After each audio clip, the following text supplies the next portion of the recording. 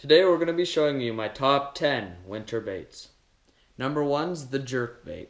You can really go across the water fast and scatter it. When you do this, the fish will react to it because they're cold and it looks like an injured bait fish.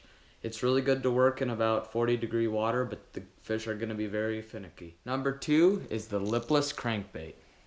Lipless Crankbait provides a tight wobble when it does it, and it has the rattles inside, which make the fish hear it, and they can see that tight wobble. It'll look like a bait fish that's running out of the weeds. What I do is I cast it deep, let it sink a while, and I'll jerk it sometimes. You can work them any way. They're a great springtime bait. Number three is the wobble bait. This is called the DWobble. It's a new Rapala kind.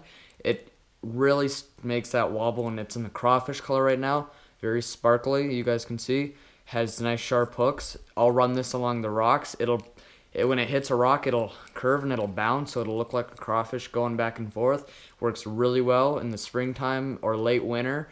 As long as the ice is off, it works great. They can see it because it's sparkly, and it just works. My fourth winter bait is a huge deep diver crankbait. What it is when it's cold out and the fish are still shallow, they haven't moved up to spawn yet, this would get down to those deep depths. It's white, so when the fish can see it if the water isn't the clearest, because when the ice melts, some of the dirt and stuff stirs up. A lot of times it's super clear, but this is one of those what if baits. I always carry it in my tackle box. It's a great springtime bait. My fifth winter bait is the square bill. What this does, it'll dive to about 8 to 10 feet of water, because this is a deep diver square bill. What it does is the square, actually, so you don't get hung up on rocks and branches and stuff, the square will bounce it straight up, and it'll make that rattle really well. It'll give it a nice wobble, and it does wonders in the springtime. The bass are spawning when I use this, and they'll just hit it when it runs by their bed. They get really angry. My number six, we're moving out of the hard baits. We go to a jig, a winter jig. Right after the ice melts, you want to crawl this along the bottom, and then pre-spawn. This works great too. The bass will be angry. They'll hit this. What I like to do, I can crawl it. You can swim it slowly. I wouldn't swim it too fast. You can use black and blue. I have a little bit of purple in this one. A lot of times white one works when you're bed fishing because you can see it a lot better. It's a great bait. You can crawl it along the bottom, like I said. That's the best way to get it, and it works. Next bait, number 7. The spinnerbait. What the spinnerbait is it spins really fast. It gets the job done, and it's more of a search bait. What you do is you cast this along dead cattails in the late winter. You'll run it along the dead cattails. If there's reaction bite, the bass will hit it. Sometimes it's an open hook right now. You can throw like I throw white flukes on them when the bass want a little bigger presentation, but in the springtime a lot of times they won't. It'll spin along it. I have a different colored blades, 2 different colored willow blades, and it works great. I like the ones that don't spin up, because sometimes they'll actually spin these up, and it'll lock it on if you tie this, and it's not spun up, it'll provide a lot more of a movement. Your line, it'll jig it more. It just works great. Number 8 bait is the Yum Dinger.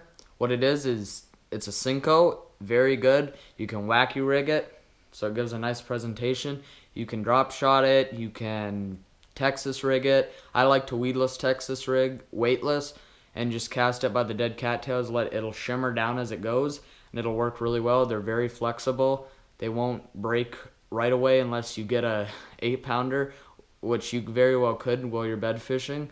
It works good. This is the watermelon red, very good color, and it's a great Cinco. Here's number 9. It's a Craw. What I'll do is I'll either Texas rig it with a weight, crawl along the rocks. I'll crawl it through brush piles. It looks like it's another watermelon red. It looks like a good crawfish. You can even throw it on the back of a jig for a jig trailer. So I have a jig trailer on this, but instead you can do that. People say you have to match your hatch or match the color of the jig with the trailer. That is a lie. If anything, it'll help to have it a different color because it'll give that bass something to look at. And these they have paddle tails. And what it does is if you swim this fast enough, the paddle tails will shake and it'll almost look like a chatterbait going through the water, which gives a very good presentation, and it's just a great bait. That's my number 9. My number 10 bait is the Fluke. It's a white fluke. It's big, it's bulky, squishy, very squishy, salted, super salted. What I do is I'll throw a jig, I'll throw this as a trailer, I'll throw this anything. Mostly though, I'll throw it Texas rig with a weight during bed fishing, and it's very white, so I'll be able to see it. It'll float down, shimmer. The bass will get angry because there's something big and white in their territory, and they'll just hit that really hard. It has all the finicky feather tails, and it just works great. It's super salted. It tastes like crap. I've never tasted it, but it smells really bad. And the bass love it. It says on here it's super salted. Bass will hit anything, so it just works. Thank you. I got a bonus bait for you guys. It's a number 11. I'll normally use this in the summertime, but it will work during pre-spawn and spawn, so I'm going to throw it in here. It's a Zoom trick worm. Works really well. A lot of times I'll have that tail on there, the chartreuse tail, because when you do that, you can see the thing shimmer down. You can throw a wacky rig, which I'll do sometimes, but that's more for the Cincos. This works just great. Weightless Texas rig. Throw it up by those cattails in the summertime. The bass will hammer that, and it's great. Once, if they start to eat off the tail, you can cut it and use it, like I said, as a wacky rig. It just works great. Those are my top 10 winter spring baits. I even threw a summer one in there for you guys after the water starts to warm up. Thank you guys for watching. Like and subscribe.